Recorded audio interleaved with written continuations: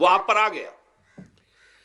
دوسری تکلیفیں وہ ہیں جن کے لیے فارسی میں کہتے ہیں خود کردہ، اپنے ہاتھوں جو مصیبتیں آتی ہیں۔ اس کے لیے میں نے آپ کو سورہ شورى کی آیت سنائی ہے، ما اصابکم من مصیبت فبما کسبت ایدیکم ویعفو عن کثیر۔ جو مصیبت بھی تم پر آتی ہے انسانوں، وہ تمہارے اپنے ہاتھوں کے کرتوتوں کی وجہ سے آتی ہے۔ اور ابھی تو اللہ بہت سی چیزوں کو تو معاف بھی کرتا رہتا ہے، ہر تمہاری غلطی پر پکڑتا نہیں ہے، ہر خطا کے اوپر تمہیں سزا نہیں دیتا ہے، کوئی سزائیں معاف بھی کرتا رہتا ہے، عفو و درگزر سے بھی کام لیتا ہے، بہت متحمل اور حلیم بھی ہے، بہت رحیم اور غفور بھی ہے اور کریم بھی ہے۔ لیکن یہ کہ یہ جان لو کہ ایک مصیبتیں وہ ہیں جو تمہاری اپنی پیدا کرتے ہیں، بما کسبت ایدیکم، تمہارے اپنے ہاتھوں کی کمائی ہے۔ یہ کون سی خود کردہ؟ یہ در حقیقت ہے اجتماعی نظام جو انسان بناتا ہے۔ اس اجتماعی نظام کو غلط کر کے اگر اس نے اپنے لیے مصیبتیں کھڑی کر لی، مصیبت ہے لیکن یہ مصیبت تمہارے اپنے ہاتھوں کی لائی ہوئی ہے۔ تم نے نظام غلط بنایا ہوا ہے، تم نے دولت کی تقسیم غلط کی ہوئی ہے۔ اللہ نے تو رزق پیدا کر دیا اور سب کے لیے کافی ہے، یہ تم نے کیا ہے کہ ایک طرف کچھ لوگوں کے کھتے بھرے ہوئے ہیں اور ایک طرف کوئی فاقے سے مر رہا ہے۔ یہ خود کردہ ہے، یہ ہمارا کبھی ہے، یہ تم نے نظام غلط بنایا ہے۔ یہ جو نظام کے اندر خرابی ہے یہ تمہاری اپنے کرتوت ہیں، تم نے خود نظام کے اندر غلطی رکھی ہوئی ہے، ناانصافی گھولی ہوئی ہے، اس کا زہر گھولا ہوا ہے، یہ تمہارے اپنے کرتوتوں کی وجہ سے، اور اس کا علاج تمہیں کرنا پڑے گا خود۔ اور وہ علاج کیا ہوگا؟ اور نظام کو صحیح قائم کرو، اللہ کا دیا ہوا نظام، نظام عدل و قسط۔ یہی وجہ ہے کہ سورہ حدید کی جو آخری آیت میں نے پڑھی تھی وہ کیا تھی؟ اللہ تعالیٰ فرماتا ہے کہ ہم نے تو اپنے رسولوں کو بھیجا اس لیے، کتابیں نازل اس لیے کی، لقد ارسلنا رسلنا بالبینات، ہم اپنے رسولوں کو بھیجتے رہے معجزوں کے ساتھ، واضح نشانیوں کے ساتھ۔ وانزلنا معهم الکتاب والمیزان، ان کے ساتھ ہم نے کتاب اتاری، میزان اتاری۔ یہ سارا کچھ ہم نے کس لیے کیا؟ لیقوم الناس بالقسط، تاکہ لوگ عدل پر قائم ہوں۔ اب اگر تم نے اس عدل کے نظام کو چھوڑ کر اللہ کے دیے ہوئے نظام کو تج کر تم نے خود اپنا نظام بنا لیا، تو ظاہر بات ہے سرمایہ دار جب نظام بنائے گا تو وہ مزدور کے بارے میں نہیں سوچ سکتا، اسے تو اپنی مصلحتیں نظر آئیں گی، اس کے سامنے تو اپنا نفع ہوگا، جتنا زیادہ سے زیادہ نفع کما لو، جتنا ان مزدوروں کا خون نچوڑ سکوں نچوڑ لو۔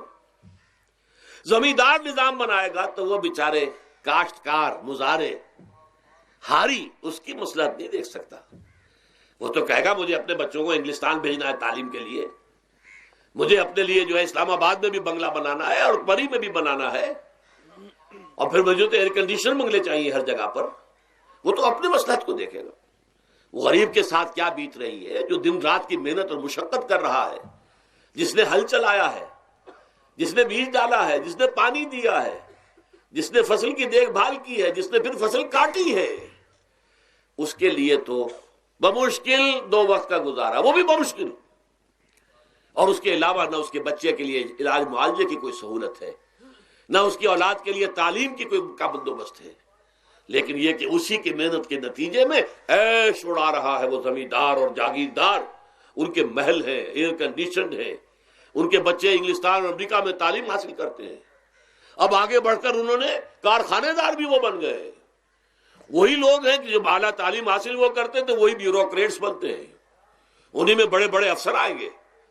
عام آدمی جو ہے وہ تو شاذ نکل آتے ہیں، کچھ لوگ بہت ذہین بچے بھی ہوتے ہیں، غربا کے بچے بھی ہوتے ہیں، کبھی کبھی نکل آتے ہیں، لیکن وہ تو کوئی 1-2 دانے ہوں گے ایسے جو بہت ہی انتہائی طور پر غیر معمولی طور پر ذہین ہو۔ عام بچہ کہاں کرے گا، کیسے جائے گا؟ لہذا وہ پیچھے رہ جائے گا، وہ جونیئر کلرک ہوگا یا بہت تیر مارے گا سینئر کلرک ہو جائے گا، اپر گریڈ کلرک ہو جائے گا لوور گریڈ کلرک سے بڑھ کر۔ اللہ خیر صلی اللہ، یہ کمشنر کون ہوں گے، ڈپٹی کمشنر کون ہوں گے، یہ تو ظاہر بات ہے اسی، سیکریٹری کون ہوں گے، یہ 22 گریڈ والے کون ہوں گے، 21 گریڈ والے کون ہوں گے، ان کی اکثریت انہی لوگوں میں سے ہوگی۔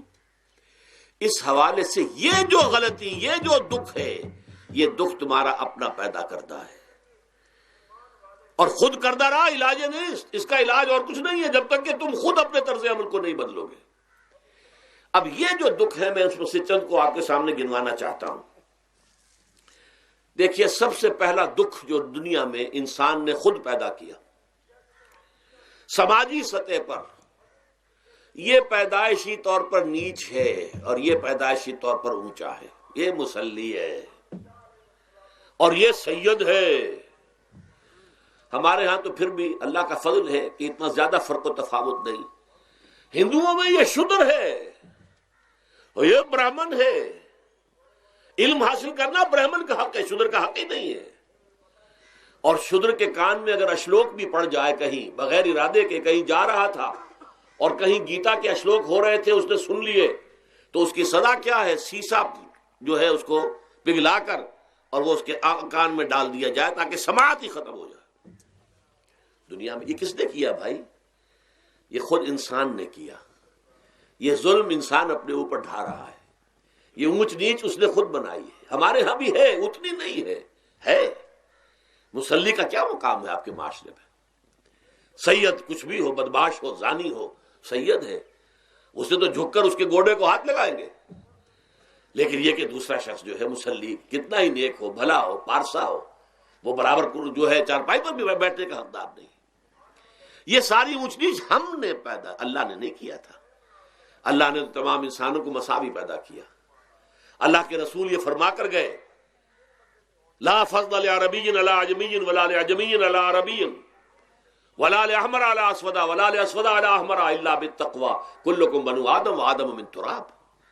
دیکھو، کسی عرب کو کسی اجمی پر فضیلت نہیں ہے، کسی اجمی کو کسی عرب پر کوئی فضیلت نہیں ہے، کسی گورے کو کسی کالے پر فضیلت نہیں ہے، کسی کالے کو کسی گورے پر فضیلت نہیں ہے، الا بالتقوی۔ یہ اگر فضیلت ہے تقوی، کون خدا ترس زیادہ ہے، کس کے اخلاق زیادہ بلند ہے، کون نیک اور پارسا زیادہ ہے، کون لوگوں کی خدمت زیادہ کرتا ہے، اس کے اعتبار سے درجہ بلند ہوگا۔ پیدائشی طور پر تمام انسان بالکل مساوی ہے۔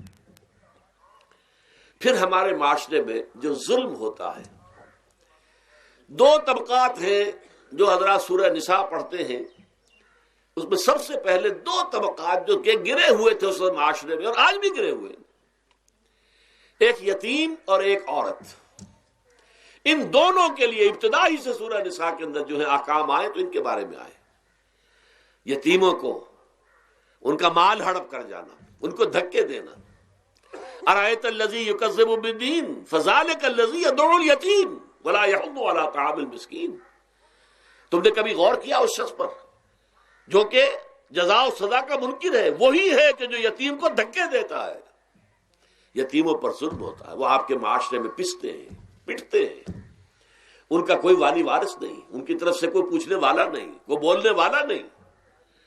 اور پھر یہ کہ اگر اس کا باپ کو مال چھوڑ گیا ہے تو وہ چچا کھا جائیں گے، کوئی اور ولی کھا جائیں گے، ختم کر دیں گے، ہڑپ کر جائیں گے۔